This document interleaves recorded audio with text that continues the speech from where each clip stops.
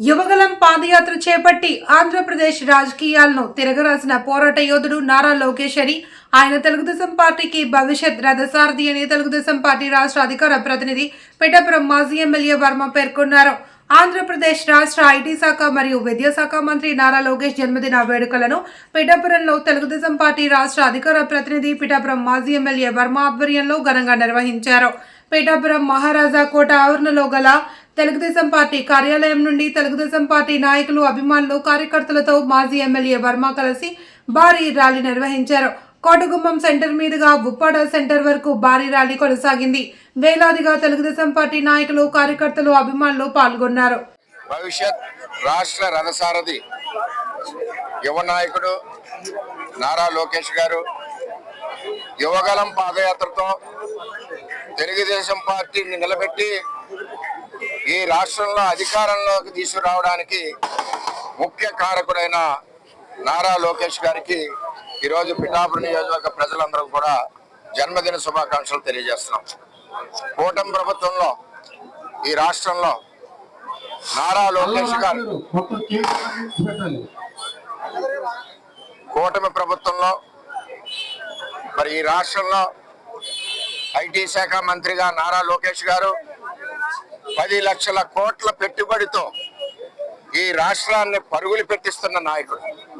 10 లక్షల కోట్ల పెట్టుబడి తీసుకురావడమే కాకుండా లక్షల ఉద్యోగాలకి, యువకులకి ఏదైతే పాదయాత్రలో హామీ ఇచ్చారో ఈరోజు రాష్ట్రంలో ఉన్న నిరుద్యోగ యువకులందరికీ కూడా అండగా నిలబడి 10 లక్షల కోట్లతో కొత్తగా పరిశ్రమల ఏర్పాటుకు, అదేవిధంగా లక్షల ఉద్యోగాలకి నాంది పలికిన నారా లోకేష్ గారు ఈరోజు ప్రజల గుండెల్లో ఉన్నారు, యువత గుండెల్లో ఉన్నారు.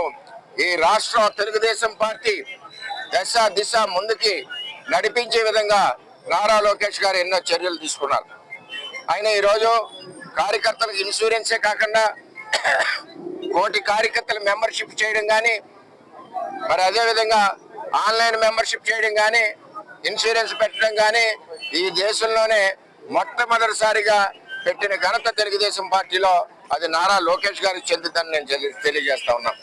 నారా లోకేష్ గారు తెలుగుదేశం పార్టీ నిలబడడానికి అధికారం 2019-14లో కోల్పోయినప్పుడు నేనున్నాను ఈ పార్టీకి అని చెప్పి ఎన్నో ఒడిదుడుకుల్లో యువగలం పాదయాత్రను ప్రారంభించి జగన్మోహన్ రెడ్డి ఎన్ని కష్టాలు పెట్టినా, ఎన్ని దాడులు చేయించినా సరే తొడగట్టి ముందుకు నడిచిన నాయకుడు నారా లోకేష్ గారు. అదేవిధంగా ప్రజల నుంచి విపరీతమైన స్పందన వచ్చి ప్రతి ఒక్క సమస్య ఆయన గుండెల్లో పెట్టారు.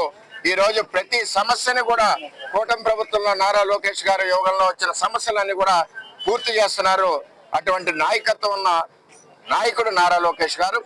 ఇటువంటి నాయకుడు తెలుగుదేశం పార్టీకి అవసరం. భవిష్యత్ రథసారథిగా తెలుగుదేశం పార్టీ కోరుకుంటుంది. ఈ పార్టీ రాబోయే రోజుల్లో నారా లోకేష్ గారి యొక్క నాయకత్వంలో, చంద్రబాబు నాయుడు గారి యొక్క సూచనల మేరకు ముందుకు పరిగెడగాలి. అదేవిధంగా యువ నాయకత్వం రావాలి. యువ నాయకుడిగా నారా లోకేష్ గారు కొన్ని సంవత్సరాలు పార్టీకి అలిపెరిగిన సేవ చేశారు.